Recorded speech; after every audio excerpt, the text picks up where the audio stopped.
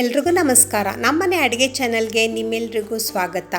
ಉತ್ತರ ಕರ್ನಾಟಕದಲ್ಲಿ ಜೋಳದ ರೊಟ್ಟಿ ಎಷ್ಟು ಮುಖ್ಯನೋ ಹಾಗೆ ಅದಕ್ಕೆ ಒಂದು ಕಾಂಬಿನೇಷನ್ ಆಗಿ ಜುಂಕಾ ಅನ್ನೋದು ಒಂದು ರೆಸಿಪಿ ತೋರಿಸ್ಕೊಡ್ತಾ ಇದ್ದೀನಿ. ಈ ರೆಸಿಪಿ ತುಂಬ ಸಿಂಪಲ್ಲಾಗಿ ಹಾಗೆ ಸಖತ್ ಟೇಸ್ಟಿಯಾಗಿ ಹೆಂಗೆ ಮಾಡೋದು ಅಂತ ತೋರಿಸೋದಕ್ಕೆ ಮುಂಚೆ ಫ್ರೆಂಡ್ಸ್ ಯಾರೆಲ್ಲ ನನ್ನ ಚಾನಲ್ ನೋಡ್ತಾ ಇದ್ದೀರಾ ಪ್ಲೀಸ್ ಸಬ್ಸ್ಕ್ರೈಬ್ ಮಾಡ್ಕೊಳ್ಳಿ.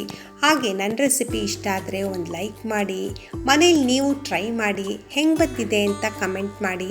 ಈ ಥರ ರೆಸಿಪಿ ಮಾಡೋದಕ್ಕೆ ಮೊದಲು ಒಂದು ಕಡಾಯಿ ತಗೊಂಡು ಅದಕ್ಕೆ 3-4 ಟೇಬಲ್ ಸ್ಪೂನು ಎಣ್ಣೆ ಹಾಕಿ, 1 ಸ್ಪೂನು ಸಾಸಿವೆ, ಹಾಗೆ 1 ಸ್ಪೂನು ಕಡಲೆಬೇಳೆ ಮತ್ತು ಉದ್ದಿನಬೇಳೆ, ಒಂದು ಅರ್ಧ ಸ್ಪೂನು ಜೀರಿಗೆ ಎಲ್ಲನೂ ಹಾಕಿಬಿಟ್ಟು ಸ್ವಲ್ಪ ಕಡಲೆಬೇಳೆ ಉದ್ದಿನಬೇಳೆ ಕೆಂಪಗಾಗೋ ಥರ ಫ್ರೈ ಮಾಡ್ಕೊಳ್ಳಿ. ಫ್ರೈ ಆದಮೇಲೆ 2 ಎಸಳು ಕರಿಬೇವು, ಹಾಗೆ ಸಣ್ಣಗೆ ಉದ್ದಕ್ಕೆ ಹೆಚ್ಕೊಂಡಿರೋ ಅಂಥ 7-8 ಹಸಿಮೆಣಸಿನ್ಕಾಯಿ, ಒಂದು ಮೀಡಿಯಮ್ ಸೈಜು ಈರುಳ್ಳಿ ಮೀಡಿಯಮಾಗಿ ಕಟ್ ಮಾಡಿಕೊಂಡು, ಮತ್ತು ಒಂದು 1/4 ಟೇಬಲ್ ಸ್ಪೂನು ಅರಿಶಿನ, ನಿಮ್ಮ ರುಚಿಗೆ ತಕ್ಕಷ್ಟು ಉಪ್ಪು, ಮತ್ತು ಇಲ್ಲಿ 1 ಕಟ್ಟಷ್ಟು ಸಬ್ಬಕ್ಕಿ ಸೊಪ್ಪು ಮಿಸ್ ಮಾಡಬೇಡಿ, ಯಾಕಂದರೆ ಈ ರೆಸಿಪಿಗೆ ಸಬ್ಬಕ್ಕಿ ಸೊಪ್ಪೆ ಒಳ್ಳೆ ಟೇಸ್ಟ್ ಕೊಡುತ್ತೆ.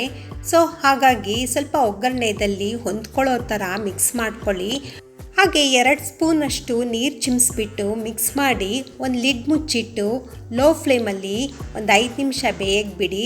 ನಂತರ ಒಂದು ಬೌಲ್ ತೊಗೊಂಡು ಅದಕ್ಕೆ 5 ಟೇಬಲ್ ಸ್ಪೂನು ಕಡಲೆ ಹಿಟ್ಟು ಹಾಕಿ, ಕಡಲೆ ಹಿಟ್ಟಿಗೆ ಎಷ್ಟು ಬೇಕಷ್ಟು ನೀರು ಹಾಕಿಬಿಟ್ಟು ಗಂಟಿಲ್ಲದೆ ನೀಟಾಗಿ ಮಿಕ್ಸ್ ಮಾಡ್ಕೊಳ್ಳಿ. ಸ್ವಲ್ಪನೇ ನೀರು ಹಾಕಿ ಮಿಕ್ಸ್ ಮಾಡ್ಕೊಳ್ಳಿ, ಯಾಕಂದರೆ ಏಕ್ದಮಾಗಿ ನೀರು ಹಾಕಿಬಿಟ್ರೆ ಗಂಟು ಕಟ್ಟೋ ಚಾನ್ಸಸ್ ಜಾಸ್ತಿ ಇರುತ್ತೆ.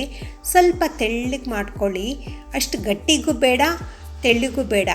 ನಂತರ ಬೇಯಕ್ಕಿಟ್ಟಿರೋ ಅಂಥ ಸಬ್ಬಕ್ಕಿ ಸೊಪ್ಪಿಗೆ ಒಂದು ಅರ್ಧ table spoon garam masala, 1 table spoon ಶುಂಠಿ ಬೆಳ್ಳುಳ್ಳಿ ಪೇಸ್ಟ್ ಹಾಕಿಬಿಟ್ಟು ನೀಟಾಗಿ ಅದನ್ನು ಮಿಕ್ಸ್ ಮಾಡಿ, ನಂತರ ಒಂದು ಮೀಡಿಯಮ್ ಗ್ಲಾಸ್ ತೊಗೊಂಡು ಅದರಲ್ಲಿ 2.5 ಗ್ಲಾಸಷ್ಟು ನೀರು ಹಾಕಿಬಿಟ್ಟು ಕ್ಲೀನಾಗಿ ಮಿಕ್ಸ್ ಮಾಡಿಬಿಟ್ಟು ಒಂದು 5-10 ನಿಮಿಷ ಮೀಡಿಯಮ್ ಫ್ಲೇಮಲ್ಲಿ ಲಿಡ್ ಮುಚ್ಚಿಡಿ.